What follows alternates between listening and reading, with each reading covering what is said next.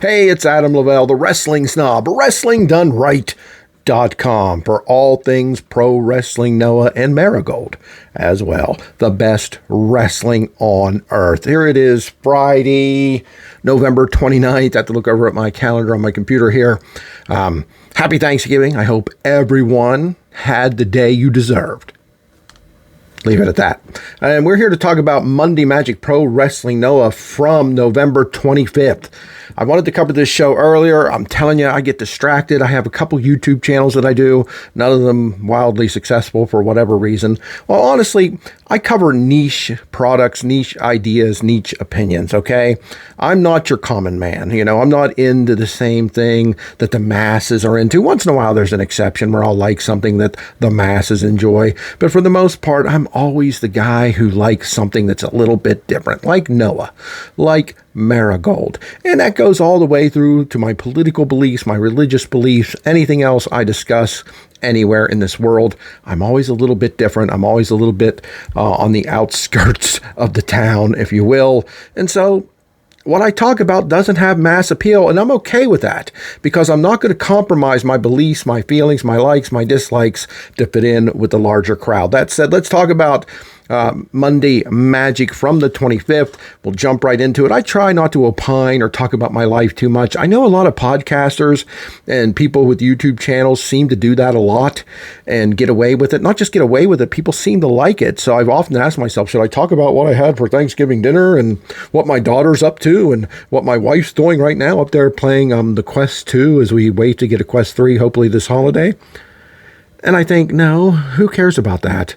But it seems like a lot of podcasts, a lot of shows, YouTube, Rumble, X, Twitter, if you will, people seem to do that and people seem to like that. But I like jumping into the heart of it, even though I've delayed about 2 minutes now. So let's jump into Monday Magic from the 25th. Ulka Sasaki and Junta Miyawaki took on Go Shiozaki and Atsushi Katogi in the opening match. This was wonderful, especially Ulka Sasaki versus Go Shiozaki. Man, that made me want to see those two in a singles battle. Many times. They tore into each other. Shiozaki was bloodied. It was great. This Ulka Sasaki is no joke. He has come onto the scene and just risen to the top pretty quickly. Also starting to rise to the top of the junior division is Junta Miyawaki. And this was a battle of the guys, the veterans, if you will, Shiozaki and Katogi, taking on the young guys, Miyawaki and Sasaki, and they got the job done. Even though the match went to a draw, I thought I was watching Marigold there for a minute. I thought Sonny was booking this or something. It went to a draw. Great opening match, man. This Monday Magic, I either love it or don't love it. I not too often would I say I hate Monday Magic, but there have been times where they pushed me. There was no Black Menso Ray on this program in the very least. But this match, banger, if you will. Great way to start the show, even though it was a draw. Second match, 5-way match. And unfortunately, I couldn't see it. I didn't pay much attention to it. Dago won, and I don't care. Look, it was Eita, Hayata, Asuka, Daga, and Alejandro. Incredible wrestlers who I like and respect the hell out of. Every single one of them. But 5-on-5, I can't even get my thumb in this picture. 5-on-5 was ridiculous. Look, Nosawa, I try to get away from the American wrestling scene that does crap like this. I don't watch Noah to see 5 versus 5. I mean, 5 guys at one time is not 5 versus 5. It's 5 guys in a 5-way. It's ridiculous. I sound like I'm talking about Pornhub or something. It was ridiculous. Daga won it. The champion wins. Okay, that's really all I have to say because I didn't pay much attention to this. I don't like this kind of match. I just don't. Third match was a straight-up tag team match. Imagine that. The Joshi are here to save the day, and that's what they did.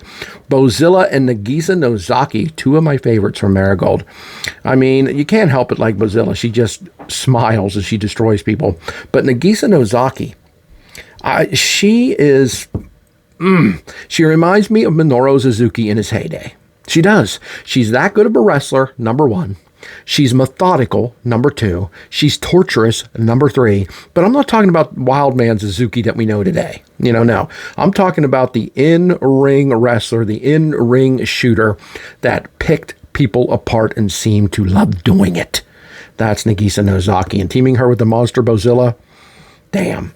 They took on Great Sakuya, the granddaughter of the Great Muta, and Takumi Aroha. I believe she's in Marvelous, and she is marvelous. And this was marvelous. This was a great matchup, even though the ending left a little be desired until the aftermath of the ending.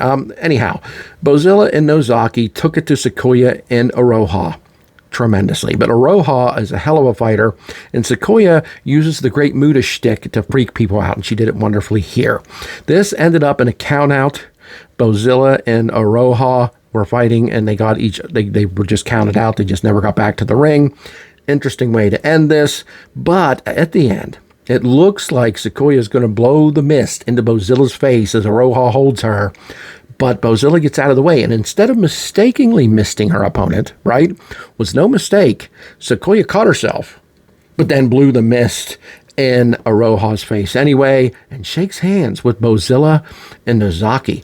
This gives me great hope. Now, I could be wrong, but this gives me great hope that Sakuya will enter Marigold with Nagisa Nozaki and Bozilla and Chiaki, who's another member of that faction, that unit over there in Marigold. Boy, if they added the Great Sakuya to their team, they'd be unstoppable. And I hope that's a sign of things to come. But even though this was a count-out, this was a solid match that I needed to get back into the show after that ridiculous 5-on-5 or 5-way match. I can't even wrap my head around it. It's so ridiculous. But this match was solid.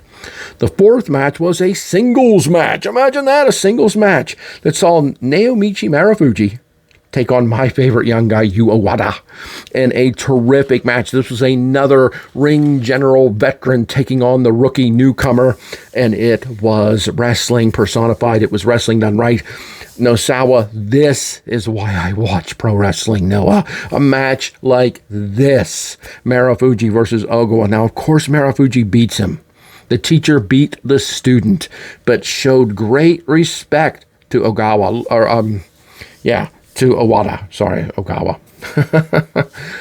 Sadly, he's retired. But Owada, man, Owada, I think his future is bright. I think that match proves this. I think Marufuji's response to this match proves this. I can't wait to see where Yu Owada goes from here. Even though it was a loss, I expect him to start going up the card before long. Next was a match that could have disappointed me, but did not, because they made a major change here. The last Monday Magic had a 4-way tag team match, 2 versus 2 versus 2 versus 2, which is too much. It's too much. Again, I don't care how much I like and respect the wrestlers. 2 versus 2 versus 2 versus 2 is ridiculous, but here it was 4 versus 4. Still a lot of people, still more than I prefer, but much more manageable, much easier to handle, watch, and enjoy, much easier to give us psychology, right? Good wrestling psychology. I'm talking about El Hijo del Dr. Wagner Jr., Galeno Del Mal, Dragon Bane, and Alpha Wolf taking on Titus Alexander, Kevin Blackwood, Vinny Massaro, and Anthony Green. Team Mexico versus Team USA, and they played that up, not in your 80s style of, country versus country, but just in an enjoyable, the Gaijin match of pro wrestling Noah, one country versus another in Japan, America versus Mexico in Japan, and it was cool. It was a very good matchup. I enjoyed I enjoyed almost every bit of it. There was a bit where Massaro stopped, who was it? I gotta look at my notes here. Kevin Blackwood from doing a dive. It says, no, I'm going to dive, and it's like, yeah, okay. Vinny Massaro is going to dive. Instead, he gets up on the top rope and holds the hand of Blackwood as he walks him out, and he jumps off the top rope. Did it ruin the match? No. I could just do without goopy, simple, silly spots like that in my matches, but it was only one. Other than that, this was solid wrestling. Team Mexico wins it when El Hijo del Dr. Wagner Jr. Comes off the top rope, pinning, I can't remember who it was he pinned. I'm sure I've got it here. But I don't know if you want to wait till I go all the way back and look for this. This was match next to the last match, right? Let's see here, pulling it out with Vinny Massaro. Duh. Dr. Wagner does a moonsault off the top rope onto Vinny Massaro to get the win for Team Mexico. Then they posed together with their respective flags, the United States flag and the Mexican flag, posing together again as the Gaijin of Pro Wrestling Noah. I enjoyed it for that aspect. I love how they played that up, but again, not in a corny way. It was just respect, almost like the Olympics of pro wrestling going on in Japan. It was cool. But Team Mexico won a pretty good, solid match, 4 versus 4, which I did not expect. So, hey, kudos to Noah and Nosawa for that, instead of 4 teams against each other at the same time. Much, much better than the week before. And finally, the main event of the show was something I was greatly looking forward to. Kaito Kiyomiya had been challenged by Brian Kendrick. Nosawa brought Kendrick out. And I saw a lot of flack online, people saying, oh, this is Noah and their stupid booking. Why does Brian Kendrick get a title shot? Because it was a special circumstance, you goops. Nosawa brought this guy in, and Kaito Kiyomiya accepted his challenge. He wouldn't have had to. He certainly wouldn't have had to. He'd have well been in his rights to say, why does he get a shot? Just because he's your friend and he's from WWE, a former WWE guy? I don't think so. But instead, Kaito Kiyomiya, having the balls that he has, stepped up and said, yeah, I'll take your boy on. And we got an excellent match. If you didn't like this match, you don't like wrestling. Look, Kendrick is special. He has amazing skill.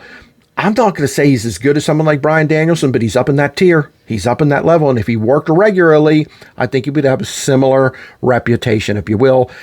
Damn his conspiracy theory beliefs or his politics. Who gives a crap? I only care about the wrestling. Now, unless they're hurting children or something or beating their wife, I don't care what their beliefs are. I don't. It doesn't play into their wrestling. Again, unless they're harming someone physically, not their little mindset and making them cry because you don't agree with their beliefs. Who cares? You stupid little milquetoast, limp-wristed weirdos. It's about the wrestling. And this was wrestling done right, personified, baby. There's no doubt about that at all. And I enjoyed this to the max. Kaito Kiyomiya wins it with a different maneuver. I mean, what do you call that move? I'm not sure what the name is. It's sort of like a figure 4 bridge. No, not the figure 8. The figure 4 backward bridge. Like, I think Robert, is it the Gibson lock? It might be the Gibson lock. Where you do a figure 4 and do a bridge over your opponent's head and pin him because you've got the leverage on him like that. That's how Kiyomiya won, not with a Shining Wizard. I was kind of blown away by that. But this show was very good. One of the better Monday Magics. I would give this an 8 out of 10. The 5-way match shaved an entire point off of it for me. And just a little bit of goofiness in the multi-tag team, the 4-on-4 tag team match. Not that bad, but enough to probably shave another half a point. This could have been a 9.5 out of me without those 2 incidents. But because of it, it gets an 8, which is still very good, especially on the snob scale, if you will. I am a wrestling snob, baby. I only like the best of the best. It's why I like Pro Wrestling Noah and why I like Dream Star Fighting Marigold and not much else. A match here, a match there. I want to check out Bloodsport, see if there's any way it was any good. It used to be good, but I don't know. The last few haven't been bad, but they haven't been what I'm used to either. But I'm Adam Lavelle, the wrestling snob of WrestlingDoneRight.com. And I'm here to talk about Pro Wrestling Noah and Dream Star Fighting Marigold. And if you're following me, I appreciate it. And if you would subscribe to this YouTube, I'd appreciate it even more. And I'll be back again before you know it.